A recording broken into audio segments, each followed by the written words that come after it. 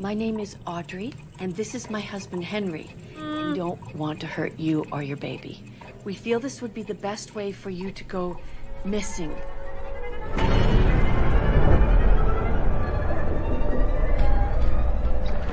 Dr. Walsh, morning. Here to clean your drive. No, everything's okay. Thank you so much for the book. Hail Satan. Hail Satan. Hail Satan.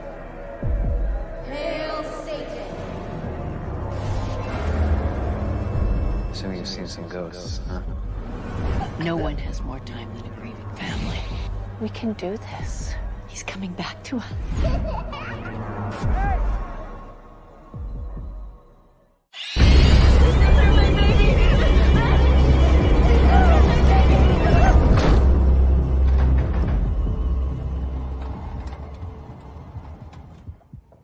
Trick or treat.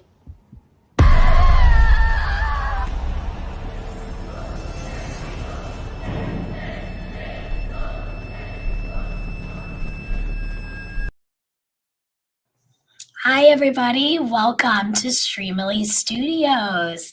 I'm Morgan Toll, and I am so excited to have with us here Julian Richings and Christopher Giroux. Thank you so much for joining us today. Thank you. Thanks for having us. I mean, looking at that trailer, it's such an intense film. Can you guys tell us about the process of that film? Like, how did it come to be and to be on such an iconic channel such as Shudder? Well, Chris is one of the people behind it, so I'm going to defer to him to give you the intro. Yeah, we got the script from Keith and from Justin, a couple of filmmakers from Barrie, Ontario, and we just instantly fell in love with it. I think it was the fastest greenlit script I've ever had. I think they came in a week, and then a week later we were in prep.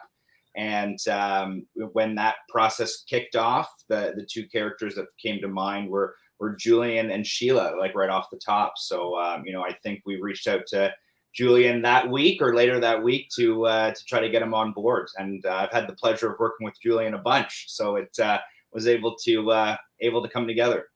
I haven't put him off yet, although this Streamily broadcast might do it because I'm having some severe technical challenges and I don't have like a film crew around me supporting. So I keep going, hell, and my wife isn't here in the same city as me at the moment. So I'm completely lacking support. So bear with me, Chris. Well, we have so many awesome fans that are watching us right now. They're sending hearts. We have people saying Chris and Julian. Woohoo! Everybody's so excited to have you here. So thank you so much for coming and signing autographs with us. If you guys want to go ahead and get started, I don't want to keep you. And then I'll ask you some questions as well, because I know people can't wait to hear from you. Can I just start by apologizing for my appearance? I don't normally walk around my house dressed like this. I'm actually in between scenes on a film set. And I am Mr. Kaplan, the history teacher, the retired history teacher. And the production company very kindly allowed me to come away, leave the set, and they're trusting me to go back in a little while. So as I keep looking at myself, I catch sight of myself dressed like this and go, oh my God. Anyway, so I'm going to start. I'm going to shut up. You don't have to apologize for working because we want to see you in more things. All right. Talk amongst yourselves. La la la la la. Okay. I'm going to start with Angel, which a very appropriate name for somebody that wants something signed by a Supernatural picture. Where is it? It's there with me and Dean. I'm going to sign it to Angel. All right, here we are, Angel. I have a Supernatural question for you.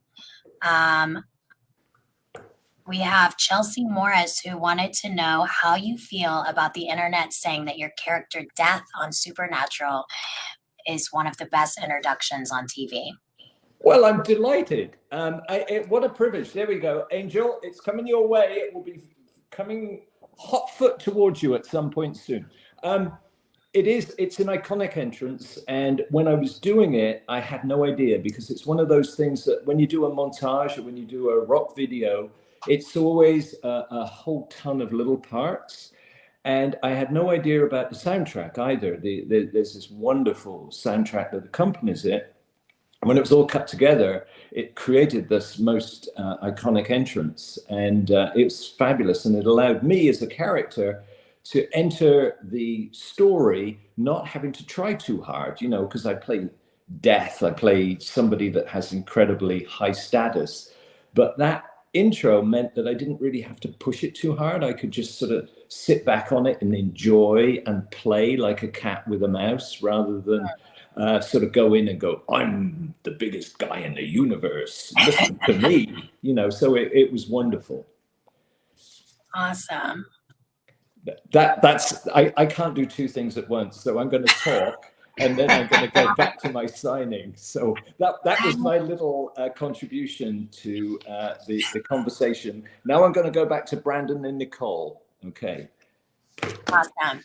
I have Christopher. I have a question for you, Christopher. When directing or producing horror, do you have a specific style or element that you like to use for your films?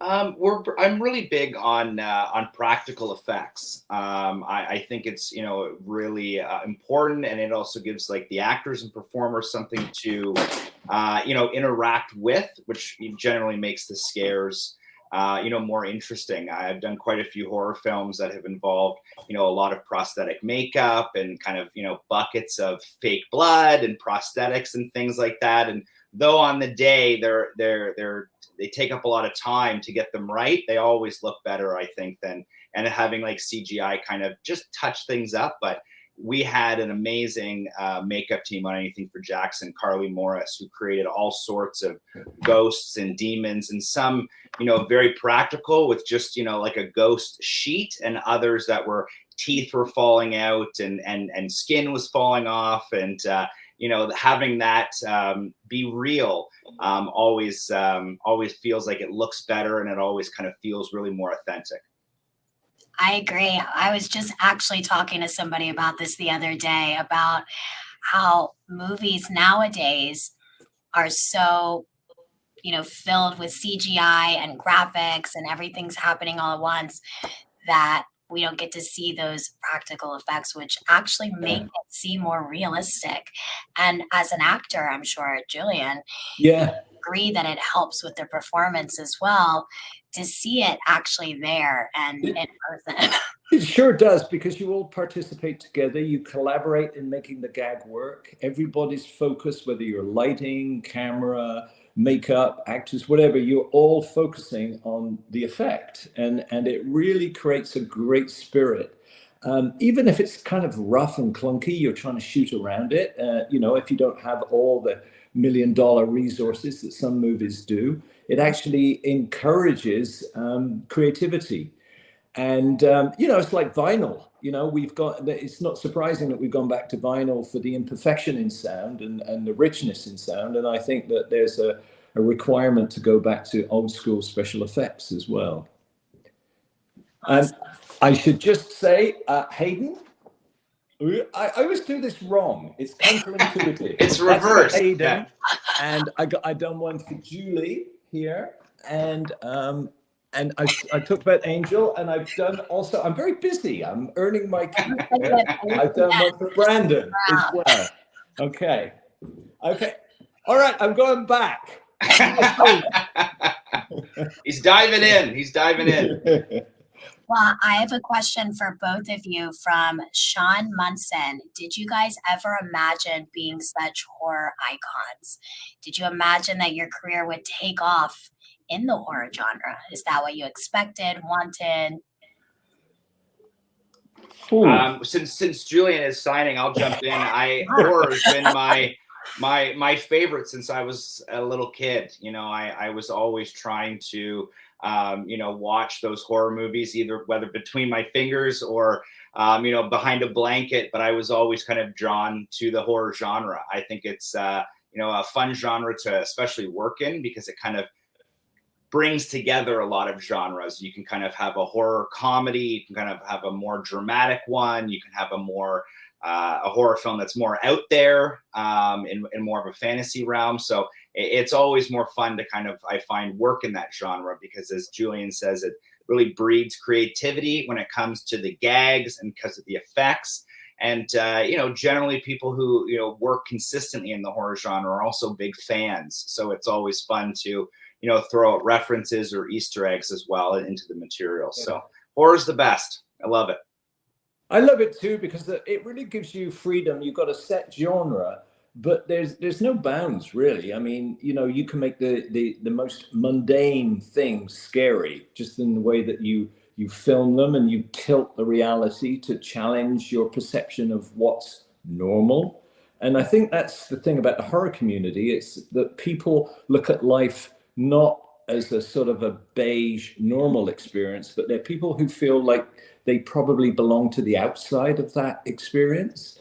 And I represent that as an actor. I don't sort of represent your mainstream look. Even though I hate to admit it, I don't quite have Brad Pitt's looks, those sort of like, but I'm a character, and I have very specific look, and I've played aliens, I played all kinds of different characters that are outside of the mainstream society. And I think that's the exciting place of stories and narratives, is ones that challenge the everyday. It's like the saying, it's boring to be normal. Absolutely. Well, I guess. I mean, there are sometimes when you yearn for just being normal. But yeah, I know. Now, can I just interrupt here? I'm going to go very silent here, because I have a request from a good friend of mine, Roshi, who I've known over the years. For many years, she's been a great supporter of me, and I've really enjoyed also sort of messaging her and talking to her and receiving her things. And she's asked for quite a complicated, well, it's quite funny actually. She's asked me to do some funny sort of irreverent stuff towards Jensen. So I'm going to start, and I'll show you what I end up with in a minute. Okay. Right. Awesome. I want to go back to this movie as well, Anything for Jackson. When you guys made it, what was it that particularly stood out to you that made you want to be a part of this film? When I first read the script, it felt tremendously different, but it felt, quite simple in nature.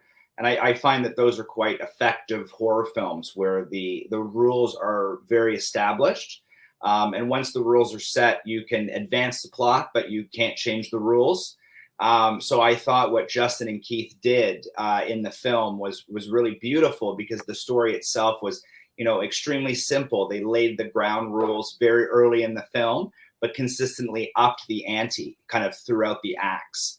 And the film really starts off, quite jarring, and ends up in a place of, almost pure madness. And, it's really a descent kind of into these very grounded characters. You think of them as, the people next door, not some people who are, a big bad villain. They're people that are very relatable. And I believe, the characters don't think what they're doing is tremendously bad.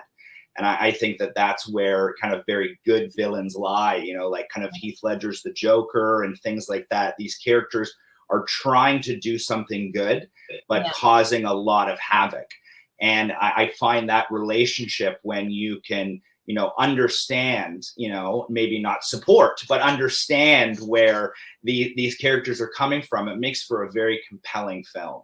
And it's something that immediately drew me to the script.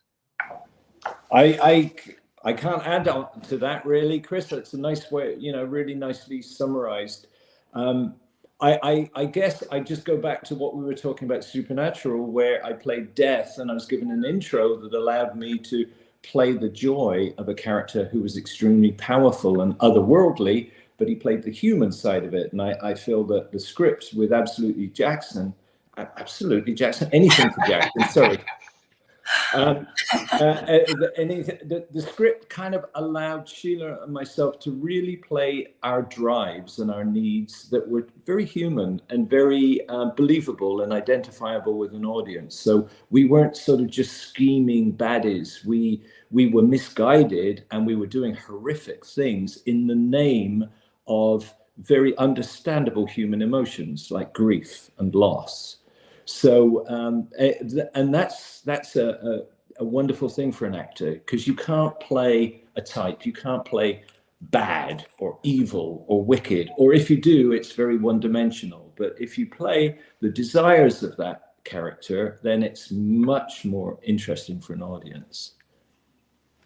I love that. I just want to say to my friend Roshi, there you go. She encouraged me to be sassy, because she's pretty sassy. So I was sassy. I told Dean to shut up, and then I gave her a little note. So love you, and I hope you're doing well.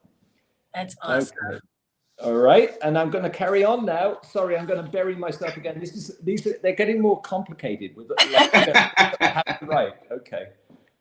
See you soon. Okay. Speaking of movies, is there any movie aside from your own that stayed with you, that you felt was an inspiration for either as the director, producer side, or as the actor side, that really stuck with you and inspired your whole career? I have a few across the board. Like a big one, science fiction wise, would be Star Wars. But one of the big things that I'm, and judging by my background here, I'm a huge Planet of the Apes fan. The originals. I have quite a few of the lobby cards and original posters, and I was actually even able to track down the lobby cards that hung in a Montreal movie theater that my father actually saw Planet of the Apes at. So I'm a bit nerdy when it comes to that stuff. I always liked how those films really consistently reinvented themselves, so that no two films feel alike. Yet they were always able to kind of reinvent the franchise, yet kind of still can tell a continuous story. So I always thought those 70s and 80s type science fiction and kind of monster movies were always quite inspiring. And again, budget wise, they weren't big studio films, so they felt very accessible. Unlike films like Ben-Hur and things at the time that had this very grand scale, these felt very accessible and just enjoyable films that still stand the test of time. Well, mine would be going back to one particular film that influenced me as a kid. It was black and white. It was made in 1956, I think. It was directed by Charles Laughton, who himself was an actor. It was the only movie he ever directed. It's called The Night of the Hunter, and it's black and white. It's absolutely terrifying, and it's the film that has Robert Mitchum as a fake preacher chasing children because he thinks that their teddy bear has a lot of money inside of it, and it sort of aggravates all the horrendous fears that we have about the vulnerability of children, the vulnerability of adults who are misguided and misguided morals. And it's the one in which Robert Mitchum has love and hate tattooed on his fingers, and he does this whole monologue about how love will overcome hate, and it's absolutely terrifying, but it's surreal. It's got black and white elements. It's got a star of the silent screen, Lillian Gish. So it's got all these stylistic variants. It's got an expressionist scene in it where Shelley Winters is drowned in a car, in a Model T Ford, with her hair like seaweed. It's an extraordinary thing. And it sort of creates all these different feelings within you that you don't quite know whether it's a nursery tale, or a horrible Grimm's fairy tale, or whether it's a modern story, or and because it's black and white, it's actually more sinister and shadowy. So it had a profound effect on me at the time as a kid, and it's continued to do so, and it still haunts because the images are so carefully chosen and resonant. So The Night of the Hunter is the one that's always done it for me. And it sort of sits out of the mainstream too, like horror itself. It doesn't really It's not easily categorized. In a way, like anything for Jackson, in many ways, you could say, what is it, a horror film, or is it a domestic tragedy, or what is it? It kind of begs all these questions. Awesome. I got to check that out, Julian. Sounds awesome. Oh, it's fantastic. It's the film I always recommend to people. It really is scary. Oh, and the other person, it's scored by Bernard Herrmann, who scored Taxi Driver and Psycho, and so it's got this incredible score. So yeah, well worth watching. Apologies, I've just Carter Goodman, and Sue. And Sue is an artist, an incredible artist, Sue Thomas, that's her last name. I was trying to find it. And with Elmwood Fantasy Art, she has done a very funny model of me, which made me laugh out loud. It's worth checking out. She's at Elmwood Fantasy Art. So I'm just giving her a plug. All right, I'm carrying on. That's enough for now. Going back to my writing, I feel like I'm going back to my homework here. Okay. I know you need an apple on your desk, I think, Julian. Yeah. Okay. All right. Ignore me for a minute or two. Well, we have another question from Vicky Dykes, who wants to know if there's anything coming out that you guys are working on now, anything that you want to talk about or can talk about that's in the works. Do you want to go first, Chris? Sure, absolutely. Yeah, I recently completed a comedy kind of outside the horror genre, just a straight up comedy, kind of closer to a Judd Apatow style comedy called The End of Sex. And we just had our world premiere at the Toronto International Film Festival. So that'll be coming out probably earlier next year. And when I'm not out making, violent horror films, I actually traditionally make a lot of Hallmark Christmas movies, and I have one coming out called Baking All the Way coming out this winter. So I know it's not usually the crowd, but there's still super fun movies to watch. And I remember when I was making my first Christmas movie, Julian was actually making his, and so we were kind of texting each other as we were both new to the genre. And so we were get to experience that at the same time on different films. So it was funny texting each other back and forth. Yeah. And I mean, those are the nuts and bolts of the industry. I don't think we can go into the film industry and have an attitude towards certain films without understanding how they work and what the formula is. And I think that, all the practitioners in Anything for Jackson had cut their teeth doing Christmas movies and knew how to shoot economically, shoot to edit, not waste a lot of footage, and be quick. So they're not my choice what to watch, but I do respect them as an employer and as something that we can learn from. But anyway, that apart. Right now, I'm well, as you can see, I'm Mr. Kaplan, and I'm going to run back to class in a minute because my pupils are probably going crazy, throwing stuff around the place. That's a show that's going to be out probably in about 6 months. Generally, these shows take a little while to turn around. But one that I'm looking forward to hearing about is I did a feature film by a first-time director. His name is Luke Higginson. You probably know him, Chris. He sort of moves in our circles, and it's not a horror film. It's a sort of a sci-fi comedy called Relax, I'm From the Future. And that kind of encapsulates it all in that it stars Rhys Darby. I don't know if you're familiar with Rhys Darby, the New Zealand comedian, stand-up comedian who's made his name with Our Flag Means Death and What We Do in the Shadows. He is hilarious, and he plays a sort of an escapee from the future that's a bit of a hoser.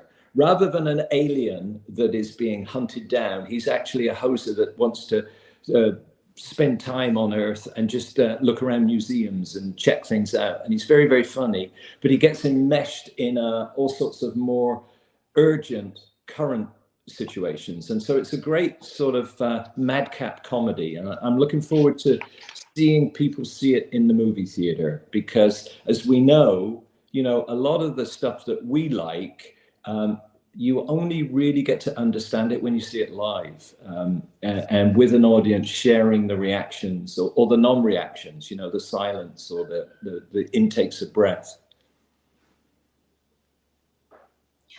That's such a cool thing, I bet, to see everything that you've worked on for so many months finally come together and to then see it with an audience. Can you tell us what that was like for this film specifically?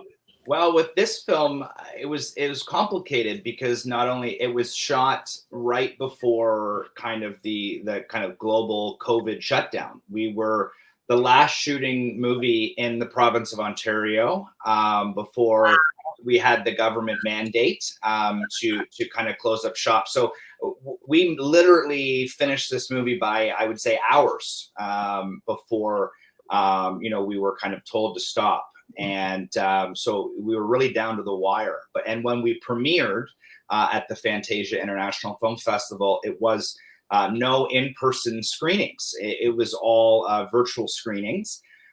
So then a month later, we kind of attempted to do it again and did some drive-in events and things like that. But unfortunately, with the different waves and things like that, we weren't able to have a more of a traditional theatrical release for this movie. So I know that during COVID, there was some different watch parties, and we were able to do kind of a screening outside, kind of where we shot some of our other movies.